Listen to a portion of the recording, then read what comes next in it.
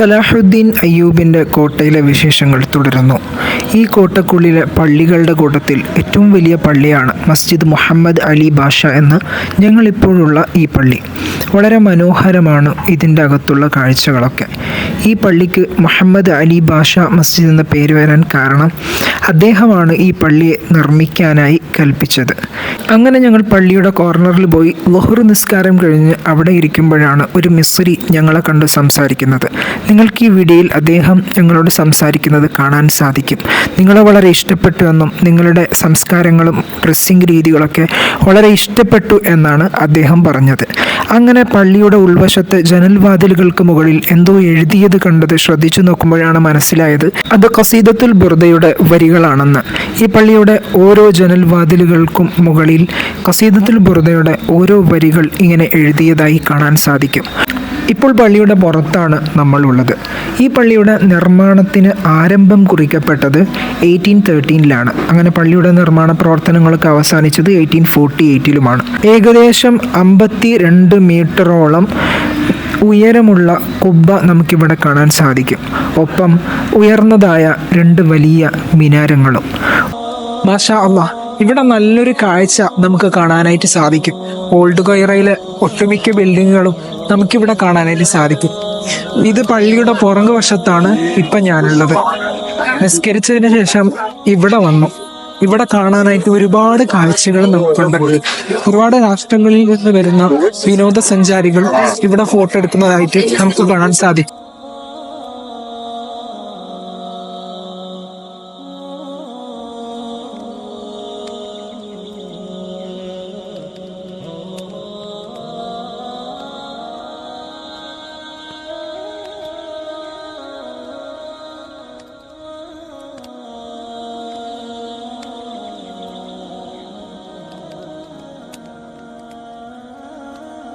ഇതാണ് നമ്മുടെ സയ്യിദ് അജ്മൽ ജീലാനി തങ്ങള്. ഇത് നിങ്ങളിവിടെ കാണുന്നത് പഴയ കാലത്തുള്ള ഒരു ക്ലോക്കാണ്. ഇതെങ്ങനെയാണെന്ന് തങ്ങൾ നമുക്ക് വളരെ വിശദമായി വിശദീകരിച്ചു തരാം. ഇതെങ്ങനെയാണ് തങ്ങളെ ക്ലോക്കാന്ന്? അതായത് ഈ കാണുന്ന ഒരു സെൻട്രൽ ഭാഗത്ത് അതിന്റെ ഒരു എന്താ പറയാ ഒരു കമ്പ് ഒരു കോല ഒരു ഭാഗം കുത്തി വെച്ചിട്ട് ഈ കാണുന്ന ഒരു ഭാഗം ഉണ്ടല്ലോ, അതിന്റെ എന്താ പറയാ ബോക്സിന്റെ 2 1 1 2 3 അങ്ങനെ പറഞ്ഞിട്ട് നമ്മുടെ ഒരു റൗണ്ട് കാണാൻ കഴിയും. ഈ കോലയുടെ വെച്ചിട്ടാണെന്നുണ്ടെങ്കിൽ അതിന്റെ നീര് കറക്റ്റ് ആ ഭാഗത്തേക്ക് സമയം അവിടെ കാണുന്നത് 12 1 2 3 അങ്ങനെ കോട്ടയുടെ മറ്റൊരു വശത്തേക്ക് വന്നപ്പോഴാണ് ഈ ബോർഡ് ശ്രദ്ധിച്ചത്. അൽ മത്ഹഫുൽ ഹർബിയിൽ Qaumi, the national military museum. ഇവിടെ നമുക്ക് മിലിറ്ററി മ്യൂസിയമിലേക്ക് പോകാനുള്ള വഴിയാണ് പറഞ്ഞു തരുന്നത്. അങ്ങനെ അങ്ങോട്ട് പോക്കായി.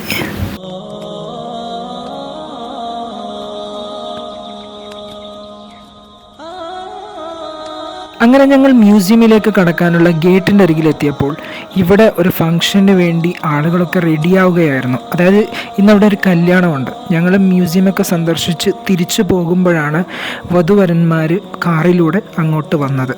ഇപ്പം നിങ്ങൾ കണ്ടുകൊണ്ടിരിക്കുന്നത് ഈ മ്യൂസിയമിൻ്റെ ഗേറ്റിൻ്റെ വലിയ മതിലാണ്. അങ്ങനെ ഞാൻ വീഡിയോ ഷൂട്ട് ചെയ്തുകൊണ്ടിരിക്കുമ്പോൾ എൻ്റെ ഇടത് ഭാഗത്തായി 2 ടാങ്ക് ടററ്റുകൾ കാണാൻ സാധിച്ചു. കുട്ടികളൊക്കെ ആ ടാങ്ക് ടററ്റിൽ കളിച്ചുകൊണ്ടിരിക്കുകയായിരുന്നു.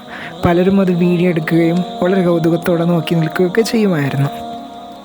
ഞാനിപ്പോൾ ഉള്ളത് മിലിറ്ററി മ്യൂസിയമിലാണ്. ഇവിടെ നമുക്ക് കാണാനായിട്ട് ഒരുപാട് കാഴ്ചകളുണ്ട്. മനോഹരമായ ഗാർഡൻസും അതുപോലെ കഫറ്റേരിയ നിങ്ങൾക്ക് അവിടെ കാണാനായിട്ട് സാധിക്കും.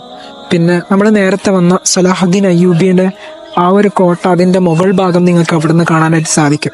ഇവിടെ കാണാനായിട്ട് ഒരുപാട് സ്മാരകങ്ങൾ നമുക്കിവിടെ കാണാം. പഴയ കാലത്ത് യുദ്ധം ചെയ്യാൻ വേണ്ടി ഉപയോഗിച്ച ഒരുപാട് ആയുധങ്ങൾ, അതുപോലെ ഒരുപാട് യോദ്ധാക്കളുടെ പ്രതിമകളൊക്കെ ഇവിടെ നമുക്ക് കാണാൻ സാധിക്കും. നമ്മൾ ഈജിപ്തിലേക്ക് വന്നു കഴിഞ്ഞാൽ നമ്മൾ മസ്റ്റ് വിസിറ്റ് ചെയ്യുന്ന സ്ഥലമാണ് ഖൽഅത്തു സലാഹുദ്ദീൻ അയ്യൂബ്, സലാഹുദ്ദീൻ അയ്യൂബിൻ്റെ കോട്ട. അതിൻ്റെ ഉള്ളിലാണ് നമുക്ക് ഈ മിലിറ്ററി മ്യൂസിയം വരുന്നത്. എത്ര മനോഹരമായിട്ടുള്ള ഒരു എൻവോയ്മെൻ്റാണ് ഇവിടെ നമുക്ക് കാണാൻ സാധിക്കും. ഇവിടെ ബോംബുകളുടെ അതിൻ്റെ രൂപങ്ങളൊക്കെ ഇവിടെ നമുക്ക് കാണാൻ സാധിക്കും.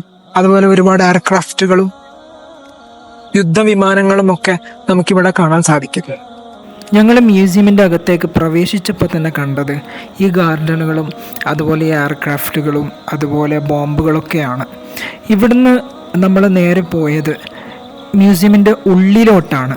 അവിടെ നമുക്ക് കാണാനാണെങ്കിൽ ഒത്തിരി കാഴ്ചകളുണ്ട്.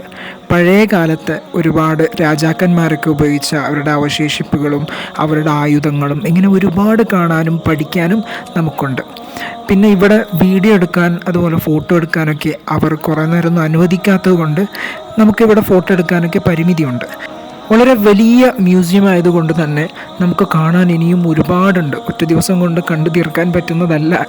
ഇൻഷാ അല്ലാഹ് ഇനിയും ഇതുപോലത്തെ ഒരുപാട് കാഴ്ചകൾ നിങ്ങളിലേക്ക് എത്തിക്കാൻ ആഗ്രഹിക്കുന്നു. നിങ്ങളുടെ സപ്പോർട്ട് പ്രതീക്ഷിക്കുന്നു.